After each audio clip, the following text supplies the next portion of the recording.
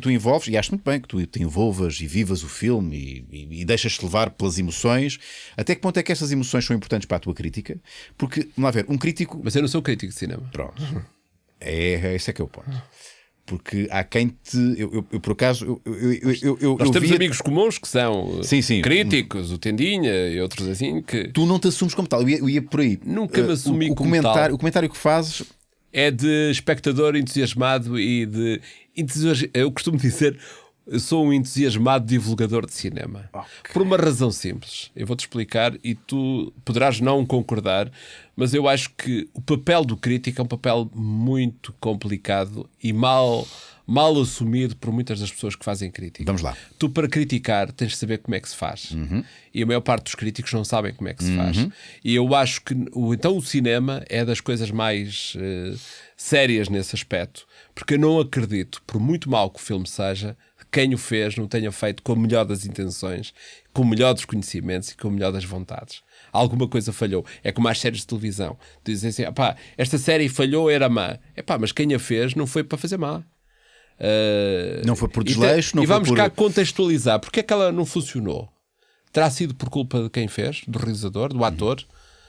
Porque o cinema é, por si só, a arte da equipa. É um conjunto de artes para um mesmo Esta fim. ideia de sétima arte é mentira. É uma mão cheia de artes. Se a escrita for má, não há Spielberg que lhe valha. Se o acting for mau, não há fotografia que lhe valha. Tens filmes fantásticos de erros de acting, de casting para o papel, e outros que dizem, eu não consigo imaginar este filme sem aquela personagem. No entanto, eu vou dar um exemplo concreto. O Harrison Ford é um canastrão. No entanto, aquilo funcionava. Ele é bom no Han Solo, é bom no Indiana Jones, sim. Tudo e depois resto. os outros faz o que pode. Assim. Volta a ser o carpinteiro que foi arranjar. Pois, sim. Ele é mesmo. Aconteceu-lhe o mesmo que a mim. Foi por acaso, não é? Ele foi arranjar as portas da casa do George Lucas. Fiquei aos 40 e tal anos também. Aos 40 e tal anos. Então, mas o que é que faz? É carpinteiro? Só, mas olha, para ganhar a vida.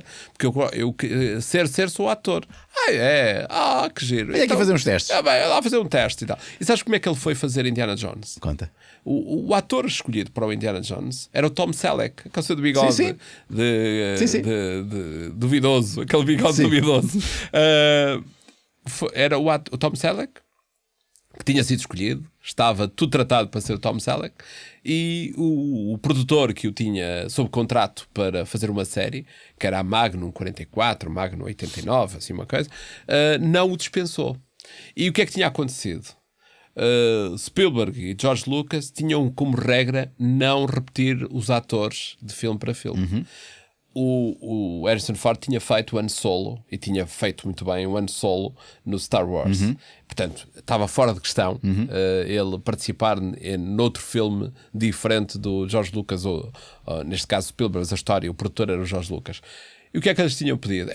Não te importas, nós pagamos ao dia, tipo milhar dias. Mas quer fazer um serviço? Vais fazer a câmara B das atrizes. Nós temos de fazer o casting das atrizes para fazer o Indiana Jones. Dar as deixas? Dar as deixas e interagir com elas. Não te importas de fazer isso? Na boa, pagas uns copos e a malta vai. Ele fez aquilo tão bem que quando o Tom Selleck lhe disseram nem pensar, não há Indiana Jones para ninguém, fica este. Foi como aconteceu a mim quando faltaram os convidados para o programa. Se bem que já estavas lá a rondar há um ano e tal. Exatamente. Acho que o Harrison Ford também já tinha arranjado algumas boas portas em casa. Sim. Eu concordo em absoluto contigo. Eu acho que há de facto muito crítico que é um ator frustrado ou que é um realizador frustrado, ressabiado. Eu nem sequer vou dizer nomes, mas tu tens casos de críticos que já experimentaram e que se deram muito mal. E com que legitimidade é que vão criticar quando eles falharam? Podem malhar de alto a baixo. Justamente.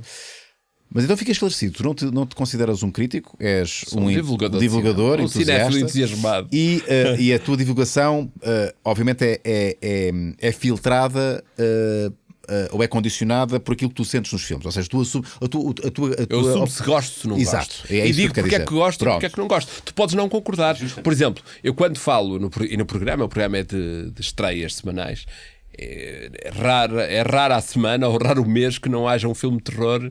Epá, eu digo sempre, vocês sabem que eu não gosto deste género, mas há quem goste, e para quem gosta, aqui vai isto. Pronto, Ok, então vamos lá à perguntinha que eu quero fazer, já para aí há 15 minutos. Se não há aí também uma vontade de pôres a mão na massa, literalmente, na massa cinematográfica, e pelo que percebi da conversa que inadvertidamente ouvi, não fiz questão de ouvir, e agora vais-me esclarecer se quiseres, se há essa possibilidade de tu assinares, ou como guionista, argumentista, o que for, algum filme em breve. Eu tenho uma curta-metragem que escrevi há 10 anos quase. Há 10 anos? Há 10 anos que escrevi. Tem peripécias notáveis dessa longa-metragem que se chama A Passagem. E só não a idade, isto há 20 anos atrás, ia tudo à frente, vamos embora, vai-se fazer, vamos embora. Dá 8, 9 anos esta parte, 55 anos, a vida vai-nos obrigando a ser mais conscientes, porque depois é assim, cabelo branco, rugas, barriguinha, 30 e tal anos de carreira, tu dizes, já não posso fazer o pino numa cena de televisão. Olha, aí é que eu vou discordar de ti. Espera aí, mas já lá chegamos. Eu vou discordar de ti. Não, tu vais fazer isso toda a vida. Não, já vou. Não quero, mas e o que acontece?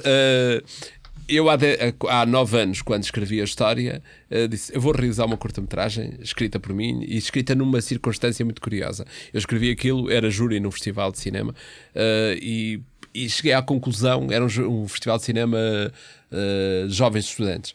E, a malta nova tinha muito um apelo pelo macabro, pelo terror, pelo fantástico. E aquilo não me dizia muito, tanto a mim. E eu, durante a projeção do filme que estava como júri, decidi, não estou a gostar disto. Se eu tivesse que fazer um filme, como é que fazia? Onde é que se situava? E começaste a burilar Comecei a burilar a ideia. 2 dias depois tinha uma história toda escrita, toda pronta, toda desenvolvida. Conversei com algumas pessoas que me foram dando dicas. Não é por aqui, não é por aqui. Fizeram uma espécie de doctoring do argumento.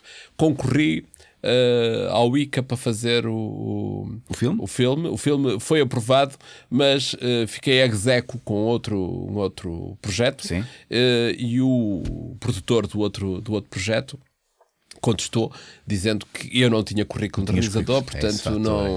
E isso alterou as pontuações e de fora. Mas depois já aconteceu, e isto com toda a verdade, é uma coisa muito engraçada, já aconteceu um pormenor que o lado à volta do filme, que é uma curta-metragem, daria já para fazer uma longa-metragem dos bastidores da curta-metragem, que eu nunca realizei. Hei de realizar, se calhar este ano, talvez. Com pormenor, tenho banda sonora feita pelo Manel Paulo, que, como eu nunca fiz o filme, ele já pôs a banda sonora do filme num disco, que é o Mentiroso Normal, o disco da Aula dos Namorados. Está lá banda o tema, sonora do... Não, está lá o tema a dizer A Passagem, que é o nome do filme. Já tens banda sonora? Não, tem banda sonora. Já está lançada? Não, mais. Já estive em Los Angeles com o Roberto Wagner. Sim. Que me disse, adoro a história. Eu fiz a história depois em inglês, traduzida, toda pronta, porque houve um amigo meu, produtor, que é português, mas que vive há 40 anos em Los Angeles e está ligado à indústria, já ganhou um Oscar, o Carlos Matos, que me disse, eu gosto muito da história, manda-me isso em inglês que eu vou mostrar. Uma vez estava em Los Angeles, vamos jantar com o Roberto Wagner, a história é lindíssima. O Roberto Wagner, aquele senhor, gosto muito da história. Vou fazer $5.000 por dia. Uou. Na boa. Okay. Mas é um preço para amigos, porreiro. Já estive no Rio com o Tony Ramos, que também achou a história fantástica. Tivemos a almoçar. Portanto, já tens casting? Não, tenho tudo menos a coragem de fazer. Agora que aí é que vou discordar de ti, meu caro. Tem que fazer. Meu caro. Então aqui o puto de 44 anos já chegou à conclusão. Mas não tem lá barbeiros, não tem lá barbudos na história. Sim, não estou a fazer. Mas tu por mim cortavas a barba. Cortava a barba. Então o puto de 44 anos que já chegou à conclusão que a vida é muito curta, meu caro. Pois é verdade. Isto estar aqui a adiar. Mas olha o que eu vou fazer. Não, mas não eu vou prometer aqui. É amanhã. Não amanhã não pode ser. Mas o amanhã possível. Entendes? O amanhã Não, mas mais possível. Eu acho que vai ser este ano. É os 55 anos. Eu fiz 55 anos agora há pouco tempo. Acho que tem que ser. Isto é muito Mas não é para continuar. Agora, a escrita, escrever guiões, é um trabalho que me dá muito prazer. E isso já aconteceu alguma vez? Já Desculpa-me aconteceu, o meu desconhecimento, a minha já ignorância. escrevi uma coisa que foi feita em televisão, um conto de Natal, que foi produzido pela Universidade de Lusófona e que foi exibido na RTP, que se chamava Um Conto de Natal, precisamente. Já escrevi outras histórias que tiveram quase a ser adaptadas para televisão. Mas cinema? Cinema ainda não. Cinema ainda não. Talvez esta conversa que tu ouviste talvez resulte Então isto tem a ver com... Talvez, não sei. É uma experiência, mas sem compromisso. Aquela, vamos ver, se der, dá, se não der, deu gozo. Deu gosto pelo menos do processo. Tu tens que tirar prazer daquilo que fazes no momento. Então aí já chegaste ao que... Isso é que é ter sucesso. O sucesso é isso. É. O sucesso não é a concretização da coisa. É o processo. Exato. Porque, Fazer a repara, às vezes a concretização é tão dolorosa que não compensa. que te apaga o prazer do sim, processo. Sim. É complicado. Portanto, que tenhas prazer a fazer aquilo que tu fazes. Assim, eu divirto-me sempre a fazer tudo o que faço. Vamos aqui a mais perguntas dos patrões. Eu já fiz a minha perguntinha. O Pedro Santos pergunta... O Pedro Santos não pergunta nada, tem reticências. Eu não percebo. O que é isto? Porquê é que o Pedro Santos põe reticências? Frederico Silva, viva Rui Mário. Certamente que o Mário já teve a oportunidade de conhecer diversos atores pelo mundo fora. Certamente, se não faz ele outra coisa. Qual o ator mais... Esta pergunta é tramada. Já te fizeram esta pergunta com certeza absoluta, daquelas da algibeira. Qual o ator mais simpático e terra a terra que tiveste a oportunidade de conhecer? E qual o filme que viste mais vezes ao longo da tua vida? Bora lá. Olha, os atores, já referi aqui alguns. A Meryl Streep é sempre extremamente simpática e muito cordial nas respostas. O Al Pacino, o Dustin Hoffman, o George Clooney é um simpático porreiro. O Leonardo DiCaprio é muito focado nas respostas. E eu tenho uma história muito curiosa e particular com o Leonardo DiCaprio. É que a primeira vez que eu o entrevistei ele tinha 16 anos. E recordo-me perfeitamente. Qual foi o filme, lembras-te? Da gente, foi o... foi A Ilha. Não, antes disso o Gilbert Grape com o Pirata das Caraíbas, o Johnny Depp, em que ele fazia. A sério? É. E recordo-me que a gente veio ter connosco e disse: olha, estejam à vontade a falar, façam uma conversa adulta que ele aguenta-se. Ele aguenta-se. E na verdade aguentou-se até hoje. E o DiCaprio tem uma particularidade: ele andou muitos anos a fazer de DiCaprio. Ele tem uma cara muito característica, tem um facies muito marcado. Tu durante anos tiveste o DiCaprio a fazer DiCaprio. Por muito papel que ele fizesse, tu vias sempre ali o DiCaprio. Qual foi, achas, o filme que ele mostrou que era... Foi a primeira vez que ele trabalhou com o Martin Scorsese. O Aviador? Não, foi o Aviador. Não, foi antes. Eu não sei, a minha cultura cinematográfica mas já foi depois, não é? Acho que foi o Aviador. Não foi o Aviador. O Aviador fez um papel extraordinário. Não, o primeiro que ele fez foi o Gangues de Nova York. Ok. Eu acho que foi o Martin Scorsese que o transfigurou e deu-lhe o gás que ele precisava para a carreira, e ele hoje é um senhor. Tu não há uma figura, nós não esquecemos que há pessoas que estão a ver isto que não estão familiarizados com a terminologia. O press junket é um termo. Sim. É um termo pronto, que é um encontro com as estrelas. É um encontro com as estrelas em que muitas vezes eu próprio, enquanto ator, já fiz os meus press junkets também. Então. Eu já sou ator de cinema. Fazemos os nossos press junkets pequenininhos, à nossa escala. É chamado press junket de trazer por casa. Exatamente, literalmente. E então, mas eu imagino que é um press junket de um blockbuster em que tens o Leonardo DiCaprio, vamos supor. O dia todo, eu não sei se é o dia todo, se é uma manhã, se é uma tarde. Quando são estrelas de primeira linha, estão ali 3-4 horas. 3-4 horas. E selecionam muito bem as entrevistas. Em que estão num quarto hotel ou numa suíte de hotel, quarto. E estão ali. Um quartinho no hotel. E é um slot, normalmente o slot, e depois tem slots de... Começou por ter 10, 15 minutos, hoje vai nos 3-4 minutos. 3-4 minutos. Portanto, tens que explorar muito bem o foco da conversa e tens que ir direto. Portanto, depois ali com muitas perguntas e um inglês de... Olha, diga-me isto, diga-me aquilo. E interages. Aliás, eles valorizam muito aquela coisa de não levares papel escrito. É ser o mais natural. Se tu perceberes que estás, se ele perceber que tu estás à vontade e que vais reagir às perguntas, percebe que lhe vais dar luta. Porquê? Porque eles têm uma técnica fantástica. Imagina o que é estarem-te a fazer a mesma pergunta durante 4 horas. Eu imagino. É pá, se levas um papel, se olha, lá vem este. A fazer, Então, como foi, não sei o quê. Como é que foi isto, como é que foi aquele. Se vamos sem papel, para já tenho cabelo branco, alguns já me conhecem de vista, Sim. já é aquela. Mas depois, se vais sem papel, é que vais em aberto. E eles estão naquela. Que é que vai sair a daí? técnica deles já não funciona. Qual é a técnica? Já te vou dar a técnica para quando estiveres a fazer janca de secar. Diz-me lá. É esticar as respostas muito tempo. Depois só respondes a uma pergunta. Respondes uma pergunta ou duas e está resolvido o assunto. Sim. E se a pessoa que está a fazer a pergunta não tem capacidade de o interromper. e de ter ganchos para... Sim. Epá, olha bem que diz isso porque... Sim. Já agora... Ok, pronto, já estava aqui a E tu entregar quando as voltas. apanhas um ator, deve ser, porque eu tento ser, sinceramente, porque eu percebo que estamos ambos a trabalhar. Está o jornalista e estou eu a trabalhar. Sim. E eu tento, mesmo cansado, porque já me aconteceu fazer press janca de 5 estazer por casa, mas quando passado 3 horas, A fazer a mesma pergunta. a mesma pergunta, e eu tento estar com a mesma frescura. Não, e no teu caso é um bocado complicado às vezes porque estás a falar, por exemplo, das dobragens. Sim. Epá, tu muitas vezes nem viste o filme. Sim, exatamente. Foste lá, fizeste como a é tua que foi? parte. Epá, eu não sei, estou a falar de. E depois não sei, como é dar voz a uma personagem? E depois podem achar, lá está este aqui a armar-se em estrela. Acho, Sim. não quer dizer. Eu tenho que ter muito cuidado, É. manter a frescura, a simpatia, mas tu já levaste com certeza com atores em que tu tens o azar de seres o último. Canastrões. O Steven Seagal. É muito canastrão. Tu apertaste a mão ao Steven Seagal. Apertei a mão ao Steven E Seagal. ele não te dobrou o braço e não fez um golpe. Olha, aqui. mas sabes que um que é muito difícil é o Robert De Niro. Mas não é comigo, é com toda a gente. Porquê? Porque percebe-se que ele não gosta de estar a fazer aquilo e depois não te olha nos olhos nunca. Epá, e a pior coisa que tu podes estar com uma pessoa a conversar É que tu sentes que ele está a fazer uma seca tu do estás a falar caraças. comigo e eu estou pois, és capaz de ter razão. E depois ficas ali a olhar para aquilo, estás a falar e assim, já nem está aqui. Sim. O DiCaprio, não, o De Niro De tem Niro. essa. Aliás, os publicistas, que são os que organizam estes Estas encontros press junkets, sim, com os comunicação atores, social.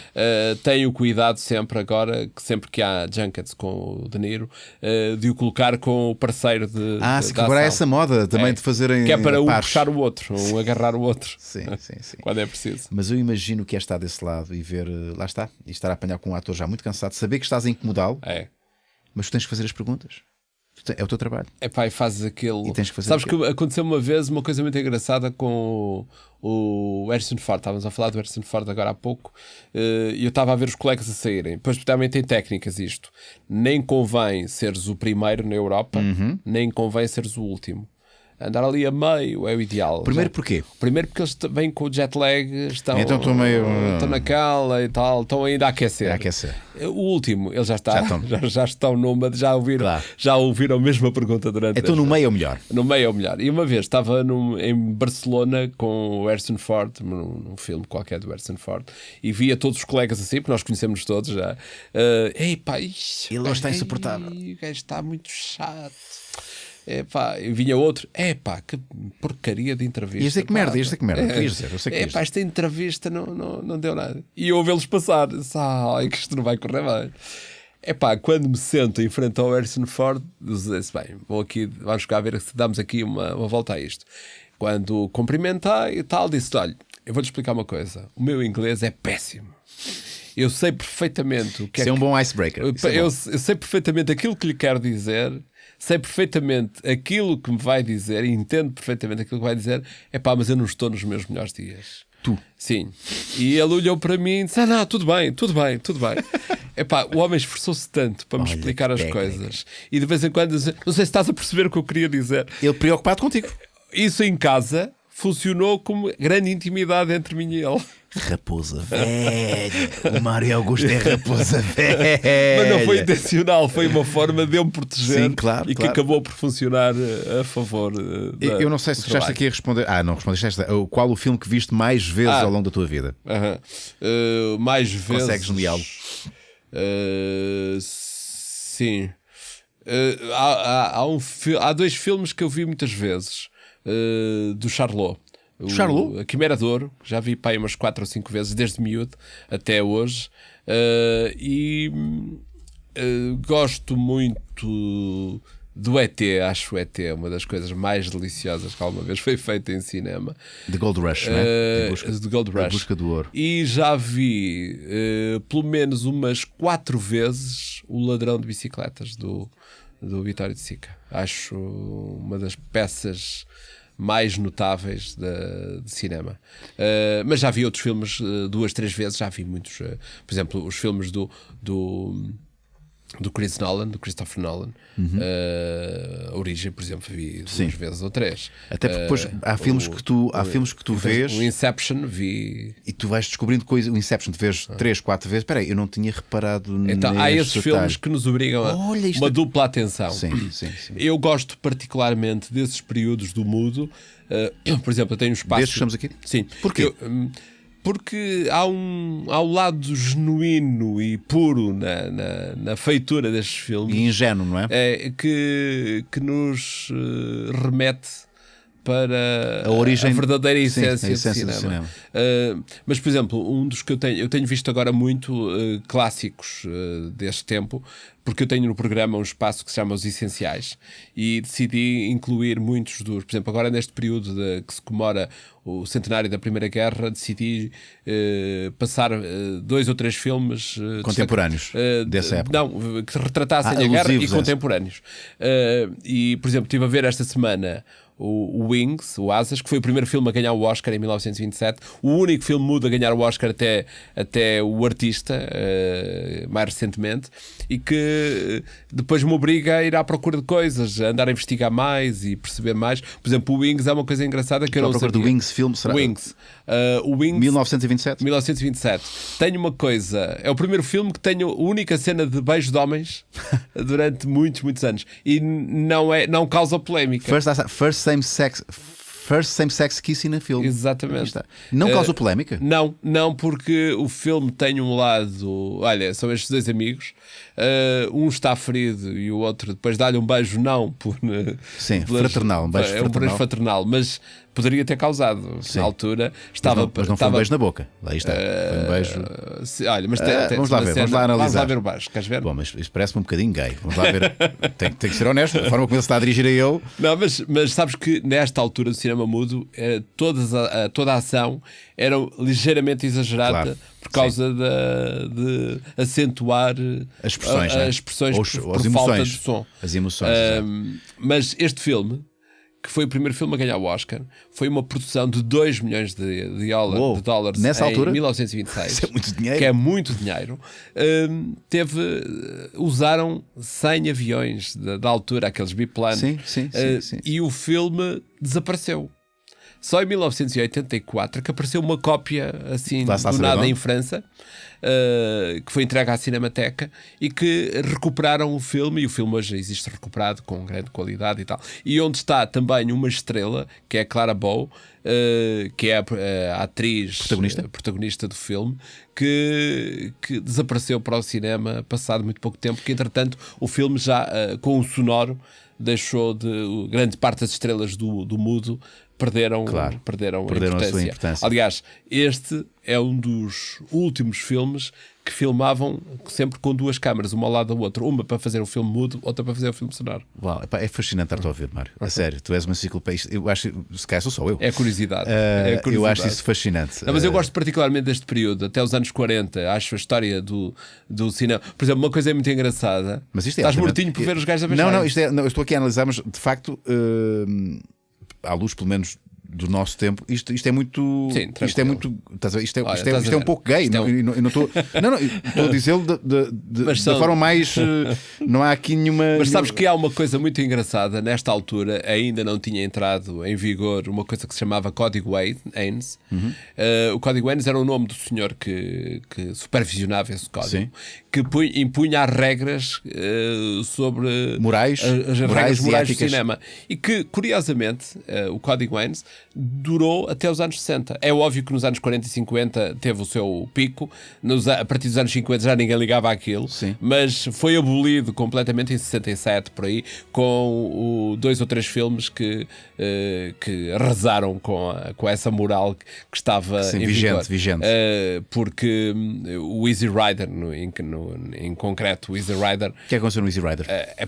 tens Tudo e mais alguma tens coisa, muita porcaria, tens né? álcool, tens tudo e mais Muita alguma coisa, porcaria. e eles começaram a perceber que não valia a pena ter o código. Aliás, mudou-se a regra. O Easy Rider é aquele do Get On Motor Run, é esse? Exato. É com com o Peter Não, com o... Não, o Peter Fonda, Peter Fonda. e Qual é o outro? os nomes, já lá vamos. Já lá vamos. Mas sabes que até essa altura o código dizia, por exemplo, como é que tu podias ter cenas. Por exemplo, um casal no auge do código, nos anos 30, um casal que estivesse em cena, Jack Nicholson. o Peter Fonda e o Caraças, tinha aqui Dennis Quaid. Mas sabes o que é que Dizias. acontecia com esse código? Vi até que detalhe aqui esse código. Não, um pormenor Dizia- engraçado, por exemplo, um casal que estivesse em cena, se o espaço fosse fechado, se estivesse com uma certa intimidade, abraçadinhos, ou de mão dada, ou a beijar-se, não podia haver uma cama em cena. Para não sugerir que aquilo Se fazia... se beijassem, por exemplo, sentados na cama, nunca podiam levantar os pés do chão. Uou! Para não sugerir que depois havia cama. Há uma cena muito curiosa desse código que tem a ver com o Casablanca.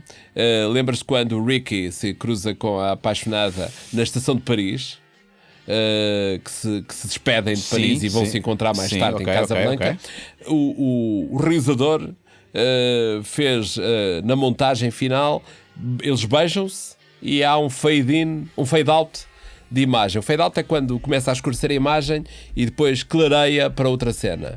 Os sensores do código disseram: pá, desculpe lá, isto não pode ir escurecendo, porque neste escurecer pode sugerir que mais alguma coisa aconteceu. Será isto aqui? Peraí. Então tiveram que fazer em cut a cena. Porque o a versão fade era... E depois eles... E no cut já não sugeria tanto. No fade eles obrigaram, a versão inicial que estreou era em cut, porque os sensores do código não Assim o deixaram. obrigaram. Não é esta a cena, isto aqui não tem nada a ver. É uma cena do Train Station Scene, mas não é esta, presumo. Não é esta. Não é esta. Presumo que não. Não. Eu pus aqui Train, mas não é esta. Lá está. Este é também um dos filmes essenciais. É um dos filmes essenciais. Indiscutivelmente, não é? Porque tem magia. Eu ia te perguntar porquê. Uma história tão simples que tem Porque é uma que magia. Casablanca, e por acaso está ligada a Lisboa, porque parte das cenas foram feitas aqui. Não foram. Ou foram não, referenciadas, como se fossem Eles feitas faziam o percurso de Casablanca a Lisboa, Estados Unidos. Exato. Porquê é que este filme é tão especial e tão essencial? Pela química que se sente na história e pelos desempenhos do Bogart, e a química do casal de personagens está perfeita. Sabes quem era o ator que estava inicialmente Em vez do Bogart? convocado para ser o Bogart? o Ricky, que Sim. foi o Bogart depois, por opção, por segunda escolha. Então. O primeiro era o Ronald Reagan. Não. É verdade. Era o Reagan que esteve tudo preparado para ser o Reagan. E o filme não era sequer valorizado pelos estúdios. Por exemplo, aquela cena final da partida. Sim. Lembras-te? Quando Sim, ela sim, veio sim, para sim. Lisboa Sim, e sim, tal. sim. Em que depois eles vão-se embora. O Ricky vem com o chefe da polícia e diz ao chefe da polícia que a quem suborna para os deixar ir embora para Lisboa, diz: epá, eu acho que isto é o início de uma grande amizade. Recordas-te esta frase inicial? Essa frase já é inserida na pós-produção do filme porque não foi gravada. Então em off. E tiveram que fazer em off, portanto é por isso que a imagem eles estão a percorrer o cenário de costas. Espera, a ver se encontro aqui essa cena. Olha, mas há uma cena mais gira uma das frases mais emblemáticas de cinema. E olha, e é verdade. Como é que eu procuro? Casablanca. Pois. Final Scene. Porque eu vou-te contar uma história muito engraçada da Final Scene. É maravilhoso. É essa, olha, vai aqui à primeira. É o primeiro, está aí. Adoro. Está aí. Estas histórias Ora são bem, magníficas. vais ter aí a cena. Agora vais fazer um freeze quando eu te disser, Sim, ok? sim. Ora, Isto são 4 minutos, vê lá se ainda demora. Não, vai, eu vou-te contando a Então, história. bora lá. Portanto, eles tiveram que ir embora e depois tiveram que meter esta cena. Deixa cá ver, ainda já estão. Onde é que está aqui estão a ver, os nossos espectadores estão a ver a cena. Estão a ver. Estás a pôr em cheio, não estás, Marco? Ok. Então é assim, tens agora aqui uma cena em que o avião está parado na pista. Estás a vê-lo? Aham. Lá ao fundo, Sim, vai sim. aparecer aqui o avião lá ao fundo. Onde é que está? Vai aparecer aí algures. Espera aí, eles punham um filtrozinho Não, nestas alturas eu não punham um vou-te filtro explicar. para elas? Sim. Elas punham, não era? Ou isso é mito? Não, punham, punham. Aliás, aquela regra de pôr o filtro com uma meia de vidro. Meia de vidro. É possível. É possível. Aqui não precisava Porque meia de vidro. elas aparecem sempre assim Muito brilhantes. muito brilhantes. Agora, há aqui uma cena neste final do filme em que o realizador chegou ao estúdio e isto foi filmado em Hollywood, ok? Filmado em Hollywood, supostamente num estúdio Ou num hangar, eventualmente. dentro do estúdio. Ok, dentro do estúdio. O avião que está em cena não é um avião recortado em papel, relativamente perto dos atores, com umas luzinhas. E o que é que acontece? O realizador, o que é que eles fazem? Molham o chão, põem os fumos, que deve ser um bocado difícil, em Casablanca, nevoeiro. E muita chuva, não me parece. Nunca sabe. Mas pronto, Nunca mas sabe. podia ser. Então sabes o que é que fizeram? O realizador chegou à conclusão: falta profundidade de campo à cena. Então o que é que porquê? Porque tinha um avião recortado em cartão. Aqui já não é, aqui já é um avião. Ele vai aparecer aqui algures. Tinha um avião recortado em um cartão e o avião parecia demasiado próximo Perto. das cenas. Ele vai aparecer algures aqui. Então o que é que fizeram? Sabes qual foi a solução? Para lhe criar dimensão e espaço entre a câmara e os atores de primeiro plano, ele pôs à volta do avião os supostos mecânicos do avião. Para sujarem a cena no fundo. E quem eram eram 4 anões que ficavam pequeninos para criar a ilusão de distância. Exatamente. Então vamos ver os anões. Não sei, eu não consegui localizar a cena. Faltam 2 minutos. Mas depois de eu te explicar a cena, tu vais. Pois óbvio que são anões. Que é uma Agora coisa estamos mortinhos para ver os anões. É alguns aqui no final da cena. Será que eu tenho aqui? Espera aí, será que aqui assim torna-se mais fácil? Ora, já passou. É isto? Espera aí. Não, já terá passado.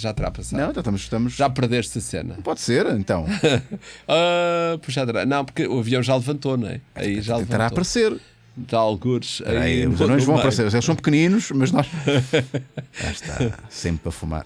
Mas é muito engraçado. Por exemplo, o ator que toca o Play It Again Sam. Sim. Play It Again Sam nunca é dito no filme. A sério? É. A frase mais emblemática, uma das frases mais emblemáticas do Casablanca. Aliás, o Play It Again Sam é o nome de um filme com o Woody Allen. Então onde é que estão os anões? O avião já partiu. Pois, mas estão aí nesta cena, algures. Mas este filme é outro filme que tem mais histórias engraçadas. Sim. Já foi tão dissecado, não é?